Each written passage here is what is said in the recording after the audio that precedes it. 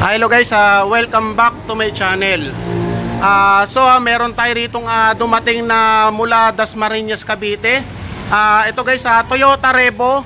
Bali, ang problema na ito guys, kapag nag-ilaw aircon, ginamit lahat ng load, bumabagsak ang karga ng alternator. Yan, medyo natidismaya na si sir kasi nga nakakailang paggawa na raw siya. Ang sabi niya raw, araw lang daw ang pagitan na yan. Nagkakaproblema na naman yung alternator. Nalolobat yung battery. Kaya ito siya sir, dumayo sa atin para ipagawa sa atin, o ang gusto kasi ni sir, i-convert na ng alternator ng kahit man lang 90 amperes o 100 amperes yan. Medyo namumblema na si sir, kaya nagkakanto doble-doble na yung gastos niya. Bali ito guys, tanungin muna natin guys yung may-ari kung ano talagang napansin niya talaga sa sasakyan niya. Sir, ano ba talaga napansin mo sa sasakyan mo sir? Kasi pag gumamit ng aircon sa ilaw, mga ilaw sa gabi, nagkukurap-kurap yung mga ilaw niya. Kapag pinatik yung aircon, okay na siya. Kaya ginagawa ko, hindi ko pinapagaling aircon. Bali sir, kapag ni-repair yan, ganun pa rin, hindi nila nakukuha yung sakit. Nagawa ko na ganun pa rin eh. Ganun pa rin yung sakit niya. Ayan si sir. Sir, bago natin testingin yung alternator, bago natin paanda rin, baka may babatiin ka. Shoutout dyan sa Paliparan.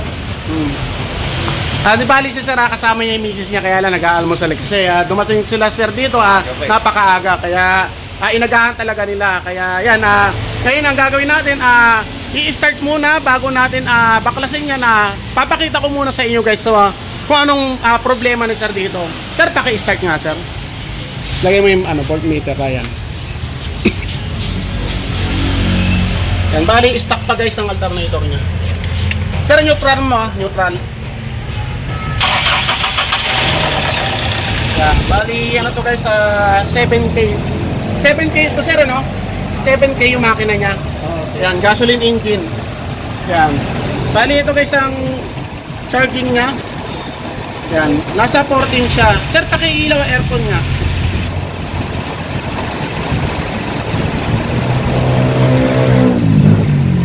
Yan, kita-kita naman guys ang laki ng binabak niya. Yan, nagte-13 na lang siya. Yan, bali naka-ano siya, naka-engage yung compressor. Yan, naka-headlight. Yan. Dito guys, yan, bumagsak na. Yan. Re-revolution natin. Wala ka sir, ayaw talagang kumalo, bagsak talaga guys. Sige sir, pakipatay na lahat. Ayan, alisin mo na yan. Bali ito guys ang alternator niya, stock pa yan guys. Yan, ang katumbas niyan guys mga nasa 70 amperes yan. Yan, pero ito guys ano lang yan, kumbaga self-adjust, wala yung nakalagay na amperahe sa alternator. Yan. Bali self-adjust yan guys, siya mismo nag-a-adjust ng karga niya. Yan. Ang belt niya guys B-type, hindi siya multi-group. Yan, kumbaga B-type siya. Yan. Ngayon guys, ang gagawin natin dito, i-convert natin ng alternator na kahit 90 amperes guys. Yan. Yan, sapat na guys. Ang kino-convert ko dyan guys, yung pang Nissan. Yan, Nissan. Kasi ang Nissan kasi guys, buka ang paa. Yan, buka ang paa. Ngayon ang stock na itong alternator, buka rin ang paa. Kailangan guys, ang kakabit na alternator dyan, yung buka yung paa. Tapos ito, ang gagawin natin dyan, nakukunin natin yan guys, yung pulley nyan. Yan, yung pulley niya, ililipat natin doon sa alternator ng pang Nissan. Yan. Ngayon guys, ang gagawin namin, kakalasin muna namin to guys. Papaliwanag ko na lang sa inyo guys kung paano ko yung kinalas. Kasi hindi na natin isasama sa video kung paano yung kalasin. Medyo kasi hahaba ang video natin. Yan. Bali, pakita ko na lang guys mamaya kapag nakalas na namin. So ito na guys, nakalas na namin yung alternator. Yan. Bali ito guys, nakita naming sira. Yan, nabiyak na siya sa kakakalas. Yan, kita naman guys, biyak. Yan. Ngayon, ang gagawin ko sana, kaya pa namang reparin to guys. Kaya pa namang siyang reparin. Kaya natin palitan ng pyesa to. Bali, ang sira lang naman niya, diode. Yan, kaya lang, ang problema lang nito, ano na siya, biyak na. Yan. Ito guys, papakita ko sa inyo kung paano malalaman natin na sira to. Yan, ito. Kasi Yan, ito guys yung bagong diode. Ipapakita ko lang sa inyo guys. Meron akong improvised na testingan ito. Voltage regulator, pero ito guys 220 yan. Nakakabit sa 220 yan. Yan. Ito guys assemble ko lang yan. Pag grounded guys ganito ang tunog. Yan. Pero kapag buo ang diode, ganito ang tunog. Ito mo rin yung ilaw doon. Dito mo na. Yan. Ibig sabihin guys, pag ganyan buo ang diode.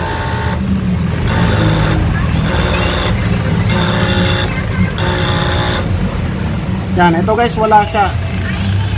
Yan, ito yung parte na magkaasawa na to, wala siyang contact sa negative. Yan, negative to. Yan. Pero dito meron.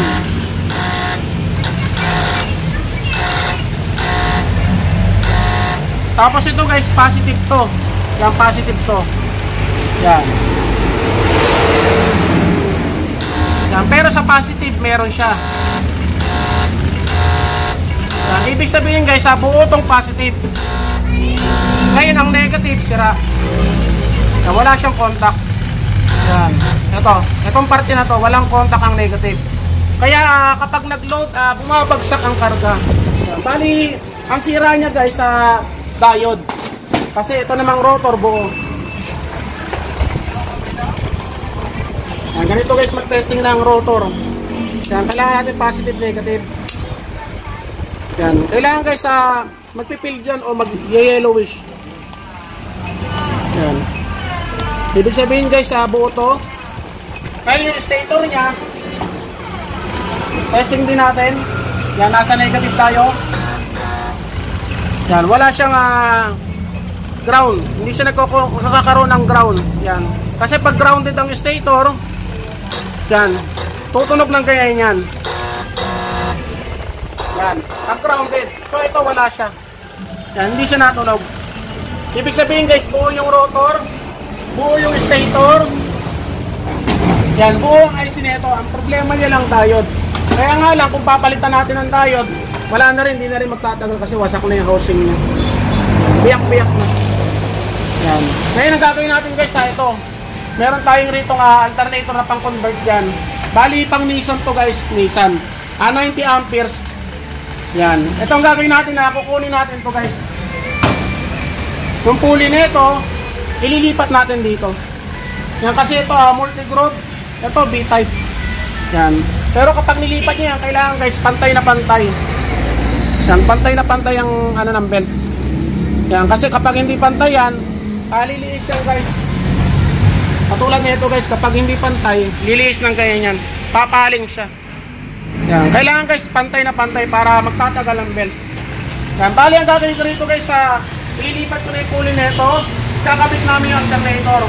Tapos pakita ko na sa inyo guys mamaya kapag aayusin ko na yung mga linya. So ito na guys, naikabit na natin yung alternator. Yan. Kaya lang guys, nagpapili muna ako ng belt. Kasi ang nakakabit pala na belt dito, oversize sa sa alternator. Pati rito. Yan. Sa may water pump. Pakita ko sa inyo guys. Yan. Bali ito guys yung stock niyang alternator. So ang nakakabit sa kanya, oversize. Yan. Kitang-kita naman guys sa kinain. Kinain siya. Yan. Yan, bali nakaangat siya guys. Yan, kitang-kita naman nakaangat. Nakaangat siya sa alternator pulley. Dapat ang nakakabit dyan yung ganitong belt. Yan, ito yung sakto sa kanya. Yan, yakap na yakap guys. Kitang-kita naman Yan, swak na swak sa labi ng alternator pulley. Yan, hindi katulad nito yung nakakabit sa kanya dati. Yan, nakaangat. Yan. Bali, kinain na siya guys. Yan. Kaya ang ginawa ko, nagpabili muna ako guys ng belt. Yan. Kailangan kasi guys, ganito ang sukat. Hindi ganito. Malaki to eh. Yan. Kitang-kita naman guys. Yan. Kaya ang mangyayari sa kanya, kapag lumuwag, sisikipan na naman. Ngayon, kapag lumuwag uli, sisikipan na naman. Yan. Ganyan ang mangyayari dyan guys. Laging magsisikip ng belt. Yan. Kaya kapag sinikipan naman ng belt ng sobra, baka masira ang bearing ng alternator. Kailangan guys, mas maliit yung nakakabit dito. Yan. Kita naman guys, kinain na. Yan. Bali, nagpabili pa ako guys ng belt. Nasa sakto dyan. Yan. Kailangan guys, ganyan. Yan. Ngayon, bago tayo magkabit ng belt, ito ipapakita ko sa inyo guys kung paano mag-convert ng socket ng alternator socket. Yan, bali ito guys yung stock niyang socket. Yan. Ngayon kailangan nating palitan ng bagong socket na pang alternator kasi nga nag-convert tayo ng alternator. Yan, iba yung socket niyan. Yan, iba na yung socket niyan. Bali ito guys yung socket niya. Ngayon ituturo ko sa inyo guys kung paano yan ilipat dito sa linya na to. Yan, bali ito guys yung socket na to, dalawang piraso lang ang wire nya. Yan, yung isa positive direct sa battery, yung isa naman guys papunta sa dashboard. Ito yung battery indicator, siya ang magbibigay ng signal, magwa-warning kapag hindi kumakarga yung alternator. Yan, iilaw yung battery indicator guys kapag sira yung alternator. Ito ang magbibigay sa kanya ng signal. Yan, bali ito guys, ito yung ibabaw. Kapag nakatalikod ang socket, ito yung positive. Yan, hindi pwede magkabaliktad yan kasi kapag nagkabaliktad yan, masisira yung IC regulator. Kaya ito naman yung indicator, yung battery indicator. Yan. Tapos ito naman guys sa stock nya, ito yung ibabaw. Yan, kapag nakatalikod ang socket, ito yung battery. Direct sa battery. Ito yung ikakabit natin dito. Yan, direct sa battery guys. Huwag nyo gagamitin guys yung ignition. Ito kasi guys yung gitna, ignition yan. Yan, ignition yung gitna. Kapag yan ang ginamit nyo guys, yung ignition na yan, ang laging reading ng voltmeter nyo guys 15. Bali 15 ang reading ng voltmeter. Mag-overcharge yan guys. Hindi magtatagal tong battery. Kailangan guys direct sa positive. Yung kumbaga kahit patay ang susi, power siya. Yan. Yan ang ilalagay natin dito sa kaliwa. Yan. Pakita ko sa inyo guys. Kasi medyo pinalitan na pala ito ng socket. Yan. Ito guys, nagiging dahilan din to ng pagkalowbat ng battery.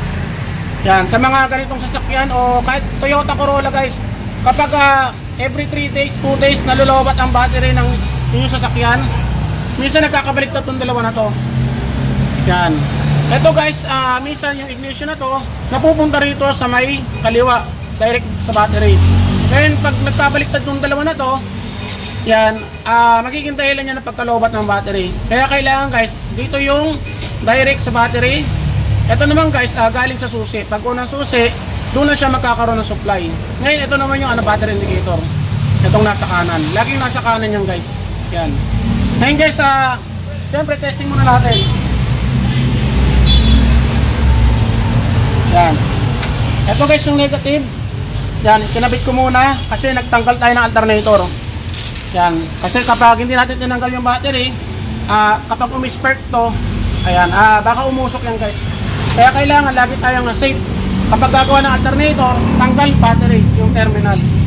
Ngayon guys, itong kaliwa na to, kailangan may power yan. Yan, ibig sabihin guys, tama yung pagkakalagay ng linya, yung nagpalit ng linya nito. Yung nagpalit ng socket, tama. Yan, battery.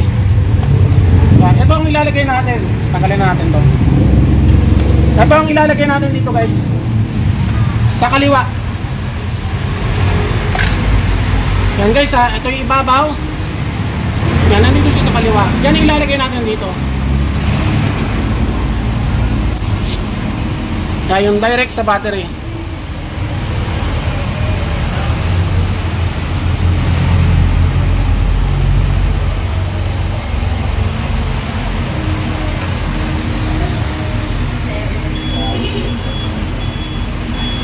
Tulad na ito guys. Yan, makorosyon na siya. Yan. Balatan natin para huwag na natin itudugtong dyan guys sa pinagputulan na makorosyon na. Yan. Ito guys, direct sa battery ito Kahit patay ang susi, may supply siya. Yan ang ilalagay natin dito sa kaliwa. Yan.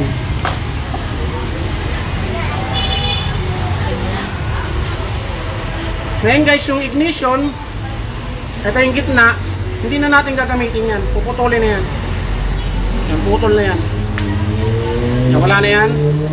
Tapos ito guys, yung battery indicator, yan, nasa kanan. Yan ang ilalagay natin dito sa kabilang terminal. Yan, make sure lang guys na hindi kayo magkakabaliktad yan. Kasi kapag nagkabaliktad yan, kasi sira ang IC regulator.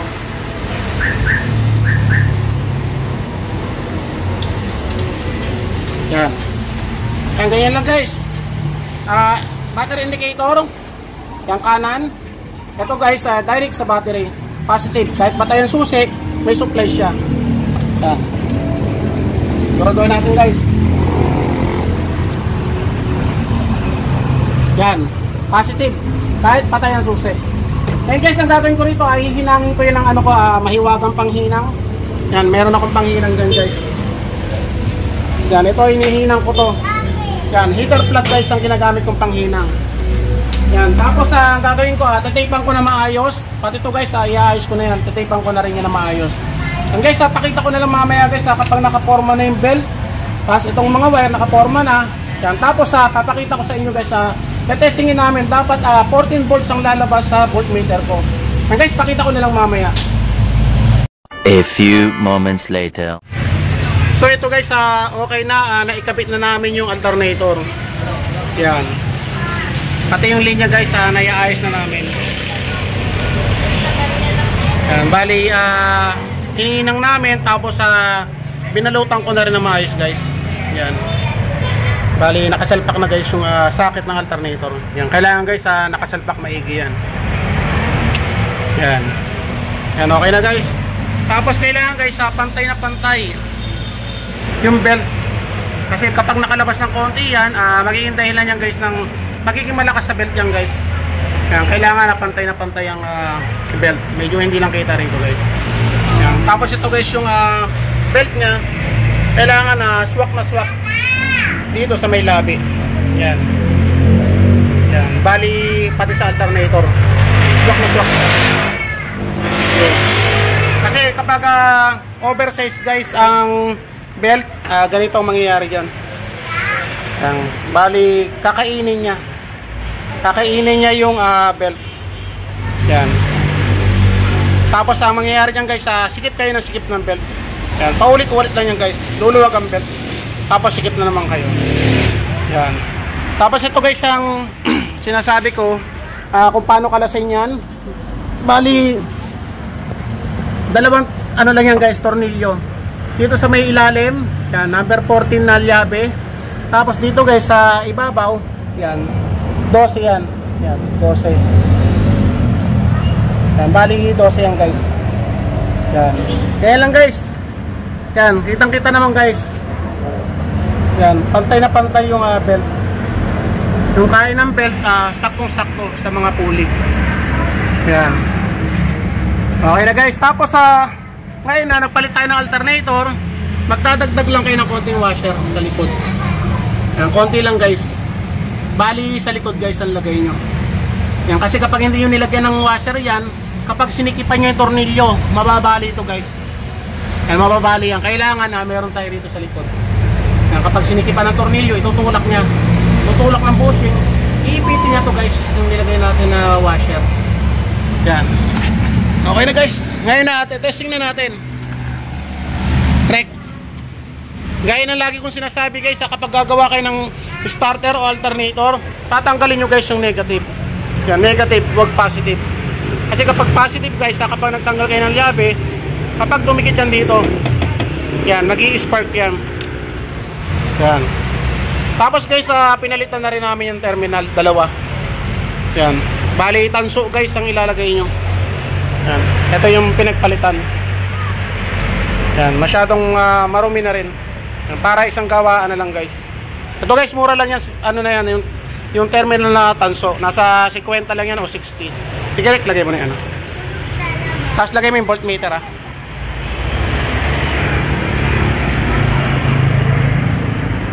Yan, ito guys, nandito tayo sa loob. Yan, kailangan guys, kapag inon ng susi, iilaw yung battery indicator. Kapag inon. Tapos kapag umandar na yung makina, dapat mamamatay.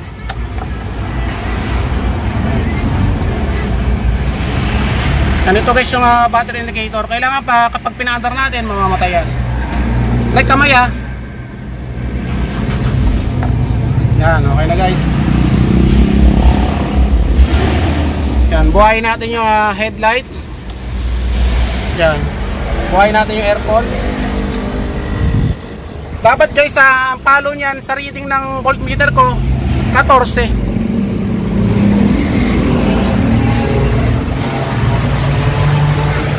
Yan, ito guys, naka headlight na.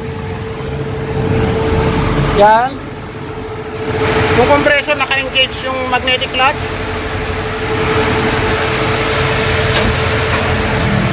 And guys, kitang-kita naman. Yan, 14 volts. Yan, naka-load lahat yan guys. Yan, kanina guys, nasa 13 lang siya kapag niloloadan. Ngayon 14 volts na. Yan, kailangan kasi guys, laging ang reading ng alternator guys, laging nasa 14. Hindi pwedeng bababa sa 13 kasi kapag mababa sa 13 yan, malolobat ang battery yan. Tapos kada every 2 days, 3 days, hindi nyo na mapapaandar yan kasi natitirang laman ng battery, uubusin na ng radyo yan guys. Kahit patay ang radyo. Correct, patay mo na. Guys, kitang-kita naman. 14. Okay, patay makina. Guys, okay na. Ito guys, wala ko masyadong pinakitang tutorial. Pinakita ko lang din sa inyo kung paano yan i-convert. Kailangan dapat itama yung belt. Tapos yung linya niya guys, yun lang ang pinakita ko na tutorial sa inyo. Dapat hindi magkakabaliktad ang linya na yon kasi kapag nagkabaliktad ang linya na yon, mangyayari yan, masisira yung IC regulator. Yan, bali si sir, ito galing ng Dasmariñas sa Cavite. Sir, maraming salamat po sa iyo. Yan. Hindi ka na problema sa nalolobat ang battery ng iyong sasakyan. Si ma'am, baka gusto mong bumati. Ma'am, babati ka.